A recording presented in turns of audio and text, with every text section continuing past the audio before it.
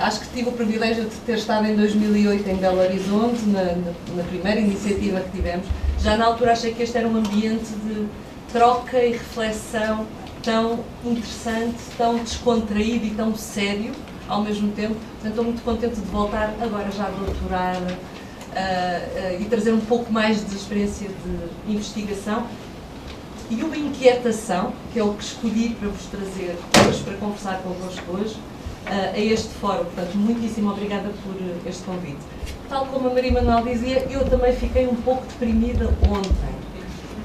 Portanto, fui trabalhar para o quarto ainda na apresentação, a pensar neste círculo virtuoso que falava a Maria Teresa, e de facto acho que saímos ontem com as estruturas nos ombros e com uma certa sensação de beco sem saída nesta realidade educativa. Onde é que de facto nós podemos contrariar esta perspectiva? É regressando ao sujeito e à sua infinita criatividade. Agora, quando eu vi também o nome da mesa e pensei nos marcadores, fiz assim um título rápido para enviar em cima da data prevista, com os três marcadores principais. Eu tenho trabalhado sobretudo um deles na minha trajetória, a etnicidade. Por etnicidade, e nós vamos dizer, e eu vou continuar a falar de pertença ou origem étnico-nacional, é uma forma em Portugal de nós juntarmos a diferença cultural com a raça. Nós não falamos de raça em Portugal. Constitucionalmente não é permitido, é um conceito que de alguma forma está reservado aos antropólogos e a fóruns mais críticos. Eu venho de uma escola que é mais estruturalista, tenho uma formação mais estruturalista, portanto, desde cedo quis primeiro ir observar padrões de diferença de forma estrutural e depois pensar então na experiência individual como é que estes marcadores são vividos. Então, falar só um bocadinho do meu percurso. De facto, eu tenho dedicado às desigualdades escolares associadas a estas origens étnico-nacionais dentro da escola e dentro dos processos de democratização escolar. Tenho trabalhado sobretudo com a professora Teresa Seabra, que alguns de vocês conhecerão, e para aqueles que a conhecem, ela manda um forte abraço, está presente, está na sua sabática, portanto está presente connosco, saberá de todas as nossas discussões depois. É com ela que tenho trabalhado nos últimos anos, desde 2002, 2003, e partimos para as várias pesquisas que vos mostrarei a seguir, assim muito rapidamente, pensando esta diferença étnico-nacional como, colocando a questão como princípio explicativo. Explica alguma coisa na trajetória escolar, como se relaciona com os outros marcadores. Esse tem sido o nosso ponto de partida. Para desenvolver este ponto de partida, especializamos o nosso olhar. E esta especialização traz insatisfação e traz riscos. Um pouco como dizia a Leonor ontem, identifiquei-me muito com a ideia da ilusão científica e da dificuldade que nós temos em arranjar uma teoria que possa cobrir a 360 graus a experiência destes alunos. Na realidade, nós tentamos conciliar quadros teóricos mais gerais, clássicos, ligados às desigualdades e às disposições, nomeadamente Bourdieu, Lair, somos fortemente inspiradas nestes autores. Depois trouxemos alguns contributos da sociologia das migrações, nomeadamente as questões relacionadas com a integração, a assimilação segmentada da equipa do Alejandro Portes, também algum contributo europeu mais específico através da equipa de Maurice Krull, que faz uma coisa muito interessante, que é observar os mesmos jovens com a mesma origem em várias cidades europeias e assim consegue perceber de que forma é que são os arranjos institucionais que condicionam as trajetórias e não as diferenças incorporadas, interjeitadas, específicas das origens, e é um contributo muitíssimo interessante que também trouxemos, mas mais dificuldade temos em incluir os estudos da juventude e o seu caráter mais agencial, os estudos feministas e o que nos trazem, portanto, Estou a pensar em mim, no meu doutorado, quando chegou à altura de articular todos os capítulos e todas as dimensões que eu queria observar, eu tive inquietação, dificuldade e deixei alguns de fora. Portanto, isto para vos dizer, creio que é possível ler, destes anos de pesquisa e destas 3 pesquisas, portanto, no centro temos a pesquisa que deu origem ao meu doutorado, no início temos a pesquisa pela qual eu comecei a trabalhar com a professora Teresa Seabra e à direita temos o projeto Caminhos, que é o mais recente, estamos agora a terminá-lo, estamos agora a acabar o relatório final para livre, ele já terminou no início do ano. Tive a oportunidade de fazer pesquisa em várias idades, segundo ciclo 10, 11 anos, 12 anos, depois, mais tarde, em 2007, o terceiro ciclo, que será a primeira série da vossa média, talvez, 14 anos, 15, e agora, já no ensino superior, com este foco específico com os jovens de origem africana, porque são os que têm a presença mais duradoura no território português, com toda a nossa história colonial. Portanto, estes serão, agora, esta geração, a primeira geração a aceder a este nível de ensino de elite, a partir daquilo que são as políticas de integração que têm sido desenhadas a partir dos anos 90. Portanto, se começarmos muito relacionados, ou com um olhar muito focado na pesquisa e aula, neste primeiro inquérito, na relação entre a escola e a família e o caráter, os jovens foram mais vistos como alunos e como filhos. No ITEOP, com estes jovens de 14 anos até aos 18, já começámos a perceber dinâmicas de agencialidade mais fortes. Também percebemos outra coisa que eu queria desde já esclarecer.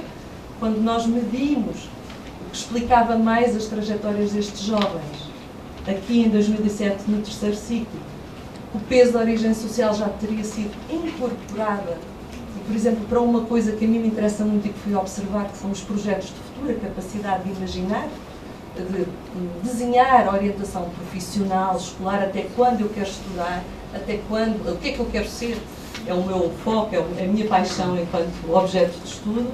Percebemos que o mais importante já aqui aos 14 anos eram os resultados escolares e não a origem social. O fator determinante era este. Portanto, já a experiência se complexificou de alguma forma e já se incorporou. Quando chegamos ao projeto Caminhos, deparamos-nos aqui com 2 situações particulares.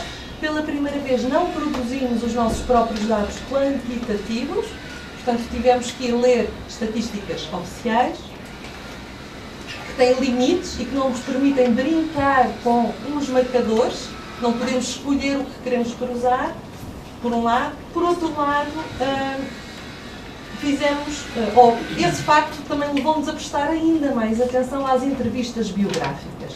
Portanto, o que nós fomos procurar foram, de facto, jovens, sobretudo em trajetos escolares que nós chamamos de contratendência, e que são muito semelhantes à pesquisa do Filipe, apresentada ontem, não sei se ele está. Portanto, estes jovens que, contra todas as probabilidades, chegaram, de facto, ao ensino superior. Porque era a partir do testemunho destes jovens, que são sobretudo do sexo feminino, que nós podíamos perceber os eixos de reação e de agência aos constrangimentos estruturais.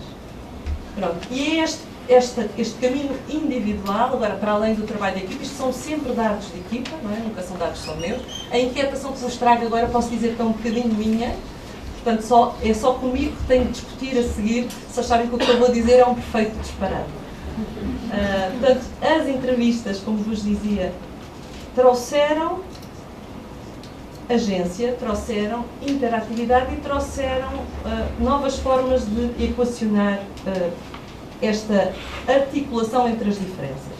Então, estas são as dimensões que nós observamos ao longo das várias pesquisas recorrentes. Primeiro, as propriedades individuais, ou os marcadores de diferença. Eles tornam-se depois, têm quase uma certa neutralidade, depois do modo como eles impactam na experiência que vai dar-nos a conotação mais negativa ou positiva, a origem étnico-nacional, as origens sociais, mas também a forma como a escola e as condições escolares e os agentes escolares fazem a gestão de todas estas características.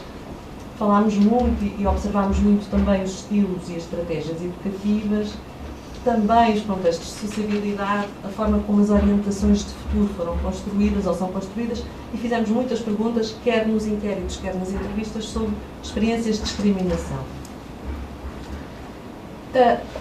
Agora falamos um bocadinho dos públicos das nossas pesquisas. Portanto, eu como a Teresa, trabalhamos muito com professores, trabalhamos na área da educação, a Teresa é muito requisitada para falar também com públicos mais alargados. Eu estive ligada a um programa nacional, estatal, em que formava equipas de terreno. Portanto, desde muito cedo percebemos que a nossa produção poderia ser lida por um público mais alargado e um público da prática, para quem ainda imperavam, e ainda imperam, devo dizer, as explicações de tipo culturalista. Portanto, estes jovens não têm sucesso porque têm uma matriz cultural de origem que impede esse sucesso. Portanto, a comparabilidade entre os padrões de sucesso, desempenho, sociabilidade, até os estilos educativos destas famílias, nos jovens diferenciados etnicamente e os jovens nativos portugueses, ou como nós dizemos, autóctonos, era um exercício fundamental para esclarecer o aluno que há nestes jovens, o jovem que há nestes jovens e o jovem diferenciado etnicamente que há nestes jovens. Vai ser claro, não é? Portanto, era mesmo um exercício importante e essa foi a base de todo o nosso trabalho, sempre mostrar que, para parte grande destas dimensões e para parte grande do impacto destas dimensões na trajetória escolar, de facto, os princípios que operavam na diferença não eram muito diferentes daqueles que operavam para os jovens em geral. Logo, a origem social, a pobreza, os constrangimentos, enfim. Portanto, fizemos isso, comparámos sempre com os jovens autóctonos, identificámos o máximo de marcadores que conseguimos, já vos vou mostrar uma imagem que mistura isso um pouco, mas sobretudo, neste momento, eu acho que nós ainda não conseguimos, de facto, esclarecer de que forma é que esta origem étnico-nacional é uma variável explicadora, como tão bem, no fundo, refere Wimmer, ou se é um resultado de um conjunto de processos, portanto é algo que tem que ser explicado a partir de um conjunto de outras variáveis. Quando trabalhamos com públicos muito alargados, eu tenho pelo menos esta pretensão de, primeiro vamos à procura daquilo que é universal no relativo, portanto que da experiência destes jovens é uma experiência universal, mas também agora, e depois das entrevistas a estes jovens do ensino superior, eu acho que também é muito necessário encontrar ou identificar, segmentar, fazer um círculo à volta daquilo que é relativo no universal e pensar se as políticas que eu até agora na minha trajetória pessoal defendi como predominantemente universalistas devem ou não dar respostas mais localizadas, até de tipo compensatório. Portanto, isto para mim é um conflito interno. Estou assim numa espécie de transição de reflexão e começo a achar que de facto pode valer a pena do ponto de vista político irmos identificar as condições em que se cria um certo relativismo, uma certa singularidade naquilo que é universal e prepararmos as escolas, os professores, para o acolhimento desta especificidade. Portanto, neste momento eu não consigo compreender como é que, por exemplo, nós não temos nas escolas, nos diversos níveis e até nas universidades, porque estas entrevistas aos jovens universitários me fizeram pensar as minhas práticas enquanto docente e a minha instituição, o Nótica de sempre, que eu adoro, como uma instituição que oferece um bem, não é? Contribui para a integração também.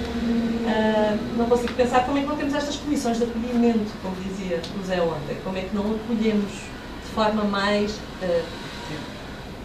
mais instruída, mais clarificada. E a partir também daquilo que já vamos conhecendo como resultados da produção científica. Então, pronto, os marcadores são muitos. Eu também quis fazer este exercício logo. Temos nos deparado com muitos outros. Alguns estão muito pouco trabalhados na sociologia da educação. Temos que fazer esta reflexão também. A orientação sexual é uma dessas incapacidades. A capacidade em si também está remetida para um lugar muito específico e muito marginal.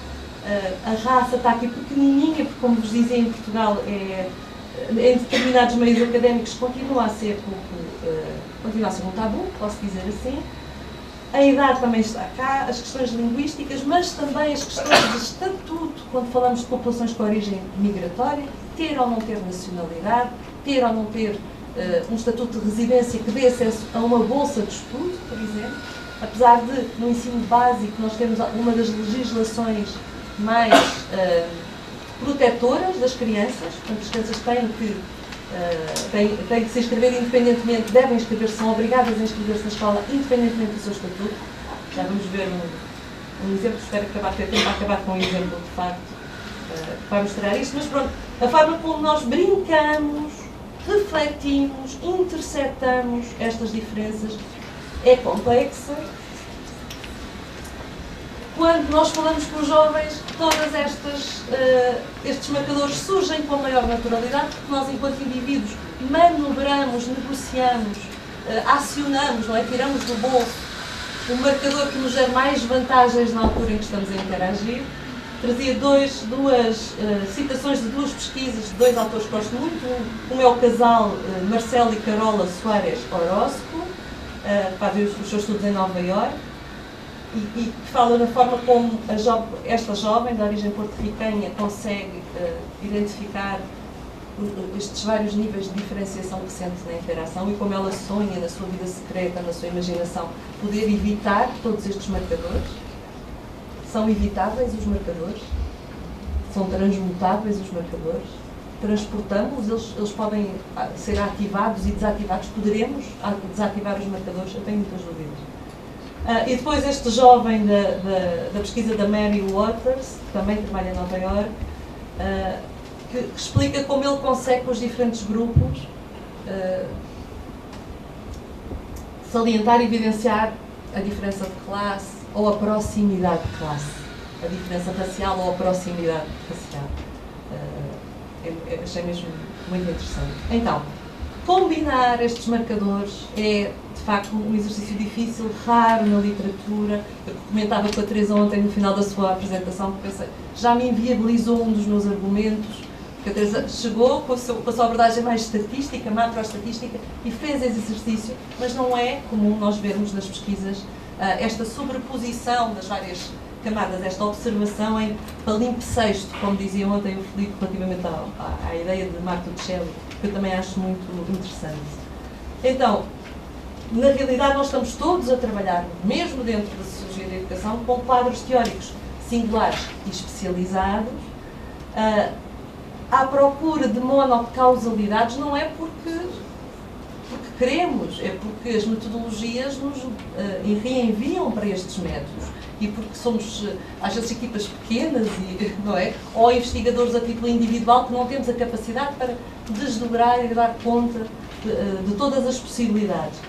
Há alguns pares, algumas combinatórias mais clássicas e frequentes, como aquela da racialização ou da feminização da pobreza, mas muitas vezes colocam um marcador em função do outro, numa perspectiva relativamente estanque ou histórica.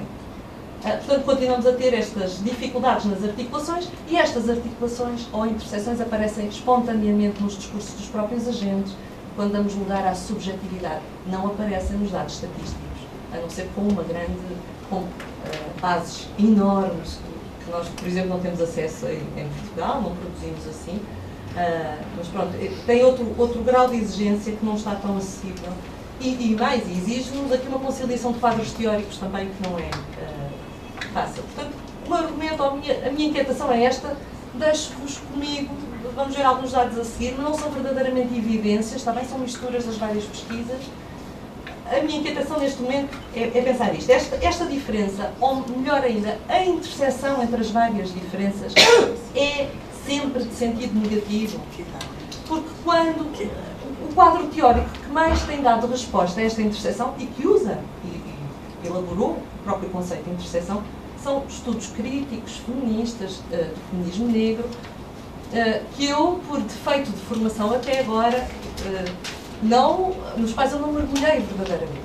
E nos quais, muitas vezes, nós vemos o particularismo tão fechado em si mesmo, que temos alguma dificuldade até de procurar a evidência empírica. Estão a ver? Portanto, e aí, sim, a matriz de combinação é sempre opressora.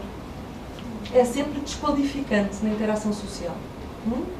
Aquilo que eu gostaria de propor como loucura, digam-me vocês depois, pode acontecer que alguns destes marcadores, em algumas combinações e em alguns contextos, possam ser protetores na experiência escolar? Podem alguns destes marcadores de diferença proteger os indivíduos? Proporcionar-lhes recursos ou modalidades de ação que, se não tivessem esse marcador, não seriam possíveis? Portanto, podemos olhar para eles para além da matriz opressora. Não é negá-la nem escondê-la, porque ela existe também, mas para além da matriz opressora.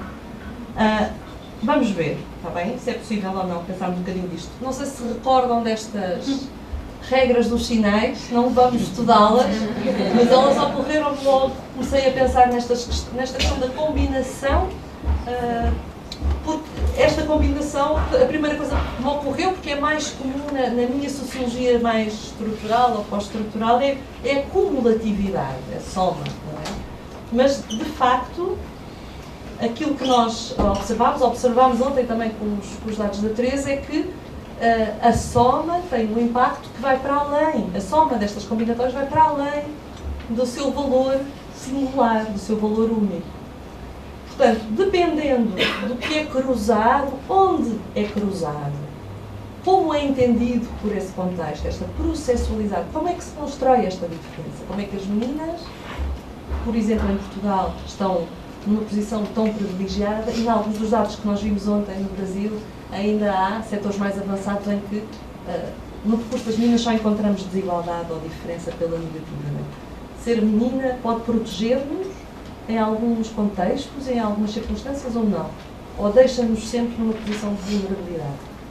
Portanto, esta processualidade, este dinamismo, a importância da circunstância, do contexto, que muda tudo. Se for na escola, o ser menina pode ser uma vantagem no contexto português, no contexto familiar, nomeadamente entre os filhos de imigrantes, pode ser uma desvantagem, pode significar uma responsabilização acrescida, uma carga precoce mais forte. E depois de pensar estas questões podemos trabalhar isto numa perspectiva universal ou mais relativa, e temos necessariamente que reduzir para poder trabalhar e tirar conclusões, ou não, ou podemos mergulhar na complexidade. Não tenho respostas, está bem? Estou mesmo só a partilhar convosco as minhas inquietações.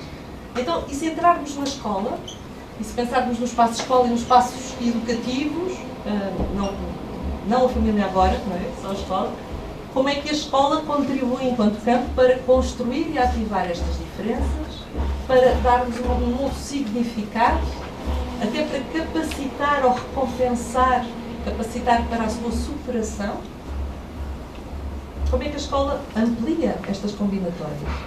Como é que as vê, como é que as entende, que oportunidades abre? Então, isto implica, do ponto de vista teórico, cruzar desde 3 níveis. Eu já tentei, de alguma forma, cruzar teorias mais estruturalistas com mais agencialistas e subjetivas. Isso é possível fazer, sobretudo num contexto como o português, em que não herdámos apenas uma corrente mais francófona. Temos alguma liberdade para fazer este cruzamento. O que eu ainda não vi foi, de facto, as teorias críticas, que são vistas muitas vezes em alguns setores com mais preconceito, aqui chamadas à discussão. Não sei se haverá uma forma de articular estes 3 quadros teóricos e trazer 2 mulheres do feminismo negro a esta discussão sem as desqualificar e sem as ofender e sem alterar ou adulterar a sua proposta. Estão a ver? De facto, em todas aquelas pesquisas, uma das coisas que nós percebemos é que a explicação estatística dos desempenhos não pode ser puramente estruturalista, tem que, sim, atender a fatores culturais aqui, não culturalistas, culturais no sentido em que pensamos o género ou a etnicidade como parte da cultura, claro, e de agência individual. Portanto, acabamos sempre os estudos, ou acabamos sempre os estudos até agora a dizer, há uma parte deste insucesso que nós não conseguimos explicar. E sabemos como equipa que não vem de um exotismo étnico. talvez um cruzamento destes permite olhar para o contexto, para o que acontece no contexto e trazê-lo de forma mais premente. Portanto, retirar o foco dos próprios jovens e da sua diferença e colocar o foco no contexto. Portanto, nós não podemos desativar, fazer desaparecer os marcadores em nós, mas podemos alterar a forma como esses marcadores são compreendidos nestes contextos. Bom, então isto vamos passar assim mesmo a correr. Aqui o exercício era mostrar, este é o nosso exercício típico, comparar a capacidade explicativa do sexo, da classe e da escolaridade. A fonte aqui é o ITOP, é a tal pesquisa feita aos alunos do terceiro ciclo.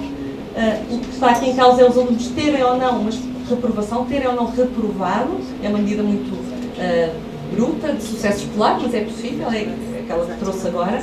Portanto, o que nós vemos aqui é que, comparados lado a lado, o comportamento de reprovação ou a trajetória mais semelhante é aquela que acontece entre os meninos que, independentemente da sua origem, têm todos mães com escolaridades baixas. O que acontece é que se nós então misturarmos os grupos, primeira dificuldade, os títulos ficam tão grandes que não se podem mostrar, é por isso que nós não trabalhamos com combinatórias mais vezes. Quando nós misturamos os grupos, compreendemos diferenças nas trajetórias muito mais agudas. Portanto, vamos ver aqui, é identificar desde logo este grupo. Portanto, à esquerda vamos ter as condições da desvantagem misturadas, à direita as da vantagem. À esquerda vamos ter este grupo que tem uma probabilidade, tem uma trajetória de 2 ou mais reprovações muitíssimo superior a qualquer outro grupo de combinatórias, que são os meninos de sexo masculino, claro, com origem nos países africanos, de classes populares e com mães com escolaridades baixas. Esta é a combinatória mais aguda da diferença e da desigualdade aguda. Portanto, este é o grupo que deveria ter a equipa de acolhimento especializado a chegar ao jardim infantil. Sabemos isto e pronto, ficam mais claras estas evidências. Para trazer só as orientações de futuro, porque tenho que o fazer, é a área que eu gosto mais. Sabe como é que as estruturas condicionam a nossa imaginação? É uma dos adquiridos da minha vida como investigadora, como pesquisadora. Portanto, se nós aqui colocarmos lado a lado, também temos maior desigualdade, maior diferença entre os meninos e temos aqui uma maior semelhança entre, novamente, os jovens com mães desqualificadas, mas se misturarmos outra vez as combinatórias, vemos novamente este grupo dos meninos em situação de desvantagem aguda e vemos eventualmente aqui um papel protetor do sexo feminino, o facto de nós termos um sexo que não é o sexo masculino, o facto de ser menino, negro, pobre, de filhos de mães ou pais, de famílias com poucos recursos culturais, parece ser mais agudo, de facto. E a menina tem aqui uma vantagem, que nós vamos encontrar até à universidade. No contexto português, no contexto europeu, no contexto ocidental. Os Estados Unidos revelam também padrões deste género. Sei que no mundo não ocidental, nomeadamente na América do Sul, isto não é uma realidade ainda. Não é? Será? É para isso que enganamos. Então, eu queria terminar aqui só, muito rapidamente, com um caso concreto, que foi uma das entrevistas mais extraordinárias que fizemos no Projeto Caminhos, e que é o caso da Almezinda, que é uma estudante de medicina que nasceu em São Tomé e Príncipe e que veio para Portugal aos 13 anos. É a mais nova de 6 irmãos. Tem uma mãe que é professora do primeiro ciclo. Ela veio de uma zona rural em São Tomé, numa aldeia. A mãe tinha o 2º ano, apenas o 6º ano, portanto, 6 anos de escolaridade, mas era professora do primeiro ciclo. Ela é a mais nova de 6 irmãos. O pai tinha o primeiro ciclo, era comerciante. A mãe dava aulas em 2 escolas e fazia rissóis à noite para vender na loja para fazer mais algum dinheiro. Mas, de facto, nesta família, as rotinas eram profundamente escolares, como vocês veem neste jogo que a mãe fazia à noite entre os vários irmãos, e esta menina cresceu na sala de aula. Portanto, a mãe levou a bebé, porque não tinha onde a deixar, cresceu na sala de aula, entrou para o primeiro ciclo com 5 anos já a saber ler e escrever, passava a manhã na sua escola oficial e à tarde numa escola de eleição, porque era ali que estava feliz. E assim fez o seu percurso escolar. A dada altura, já para o 5º e 6º ano, portanto, aos 10 anos, a mãe vem para Portugal, auxiliar aluno. Todos os irmãos estão no ensino superior. Agora vou ficar atabalhado porque quero contar-vos tudo. A mãe vem para Portugal, ela vai para a casa de uma irmã, para a capital de São Tomé e Príncipe.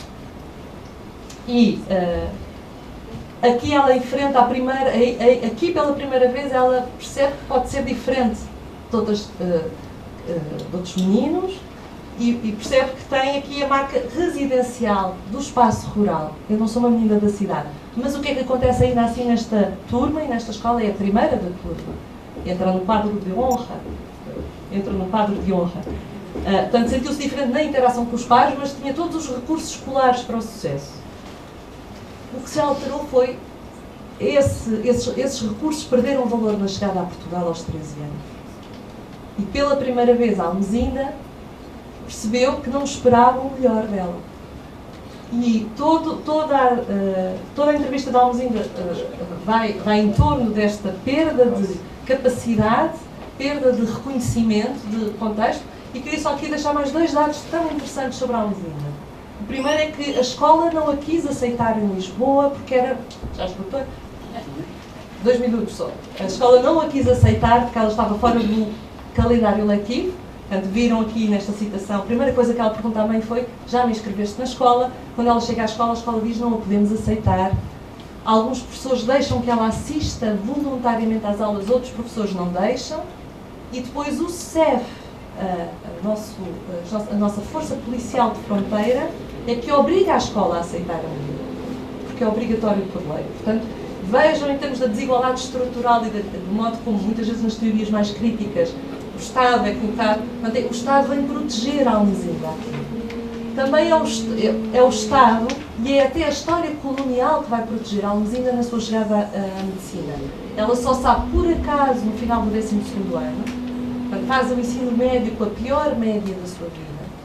O seu sonho de medicina começa a decair, ficou deprimida, alguns professores ajudaram, amigos até hoje, muitos dos nossos alunos de contratendência descreviam isto, tem professores que são meus amigos até hoje.